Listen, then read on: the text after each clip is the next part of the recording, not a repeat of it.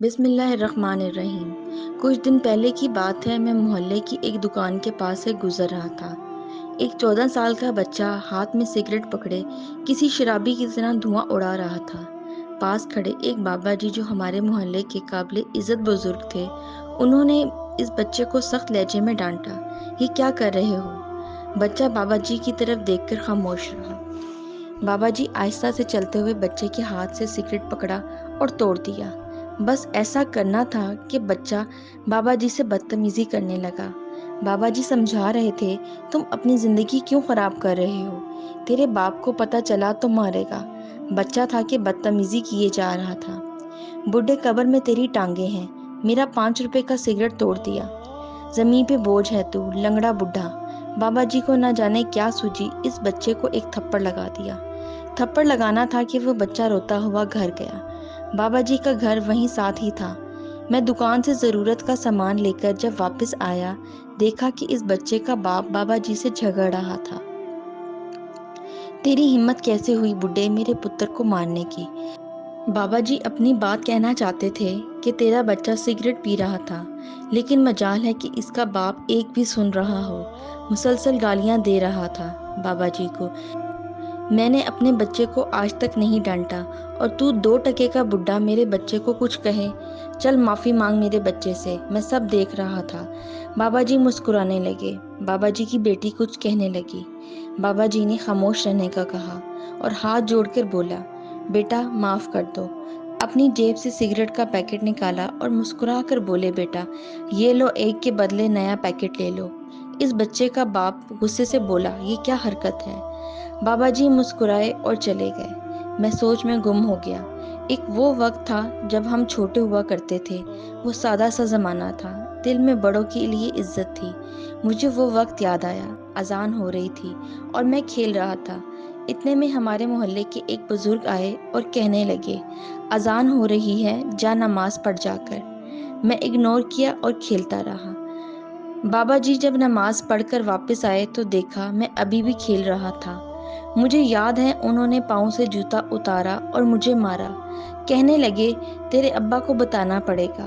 میں رونے لگا، بابا جی سے معافی مانگنے لگا۔ بابا جی میرے ابا کو کچھ نہ بتانا، اب میں کبھی نماز نہیں چھوڑوں گا۔ میں جلدی سے مسجد کی جانب چلا گیا۔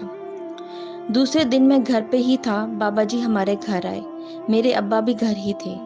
ابا جان بابا جی کو دیکھ کر چارپائی سے اٹھ کھڑے ہوئے۔ بابا جی ہمارا رشتہ دار بھی نہیں تھے، بس ہمارے گاؤں یا محلے کے بس بزرگ تھے۔ ابا جی نے بابا جی کو سرہانے کی طرف بٹھایا اور خود ان کے قدموں کے جانب بیٹھ گئے۔ میری امی کو آواز دی، جلدی سے دودھ گرم کر کے لا ایک گلاس۔ بابا جی میرے ابا سے کہنے لگے، تیرا پتر ماشاءاللہ اب جوان ہو رہا ہے، اس کی طرف توجہ دیا کر۔ ابا بولے، چاچا جی خیر ہے نا، کچھ غلط کیا اس نے؟ بابا جی مسکرائے، نہیں نہیں، بہت با ادب بچہ ہے، کل نماز نہیں پڑھنے گیا تھا، میں نے اسے ایک جوتا لگا دیا، سوچا کہیں اپنے پیو کو بتائے گا تو اس کا ابا ناراض ہو جائے گا کہ میرے بچے کو کیوں مارا۔ میرے ابا مسکرائے، چاچا جی آپ نے صرف ایک جوتا لگایا، آپ اس کو 100 جوتے مارتے، اگر وہ غلط تھا تو آپ ہمارے بڑے ہیں، آپ ہی تو ہمارے لیے اچھے فیصلے کرنے والے ہیں۔ بابا جی مسکرائے، اچھا اسے اب کچھ نہ پوچھنا نہ ماننا، اور اسے اسکول بھی بھیجا کر۔ میری آنکھیں نم ہو گئیں۔ ایک وہ وقت تھا، ہمارے بچپن کا کتنی عزت دی جاتی تھی بزرگوں کو، ایک آج کا وقت ہے۔ خیر میں بابا جی سے پوچھا، بابا جی جب اس لڑکے کا باپ آپ سے معافی مانگنے کا کہہ رہا تھا تو آپ مسکرا کیوں رہے تھے؟ بابا جی پھر ایک بار مسکرائے، بیٹا یہ ایک راز کی بات ہے، اس کا انجام بہت بھیانک ہے۔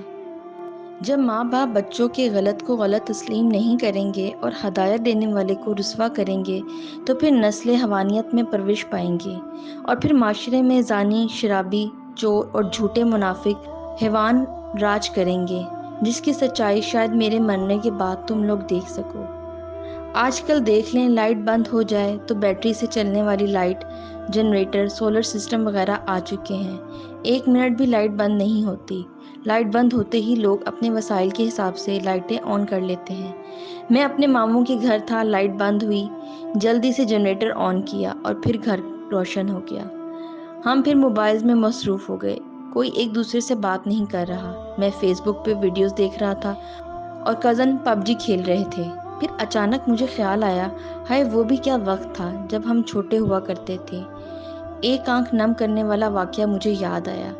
1994 की बात है, मैं छोटा सा था। हमारे घर की 100 वॉट वाला बल्ब लगा हुआ था और फर्श वाला पंखा था। एक ही लाइन में 5 चारपाइयाँ थीं। इतने में लाइट चली गई। अम्मी ने आवाज़ दी, वकास पुत्र जा दुकान से मोमबत्ती लेकर आ। मैंने अम्मी से 2 रुपये लिए और मोमबत्ती लेने चला गया। किसी भी दुकान से मोमबत्ती नहीं मिल रही थी। अम्मी को बताया आकर, अम्मी मोमबत्ती नहीं मिली। इतने में अब्बा मोमबत्ती का पैकेट लेकर आ गए। मोमबत्ती को जलाया, इसकी रोशनी से पूरा कमरा रोशन हो गया।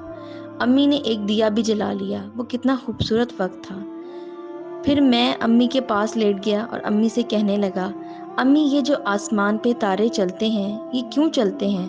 तो अम्मी कहने लगी, बेटा आसमान पे भी एक दुनिया रहती है, तो ये इनकी गाड़ियाँ हैं जो इधर से उधर जाती हैं। हम सादा लोग सच मान लेते थे, फिर आसमान की तरफ देखते हुए तारों का चमकना महसूस करते थे। अम्मी हाथ वाला पंखे से हवा देती। हम अम्मी से कहते, वो बादशाह वाली कहानी सुनाओ जिसकी 7 बीवियां थीं, और यूं कहानी सुनते सुनते नींद आ जाती। लाइट कब आती पता भी ना चलता था। कितना फर्क है ना आज में और हमारे गुजरे कल में।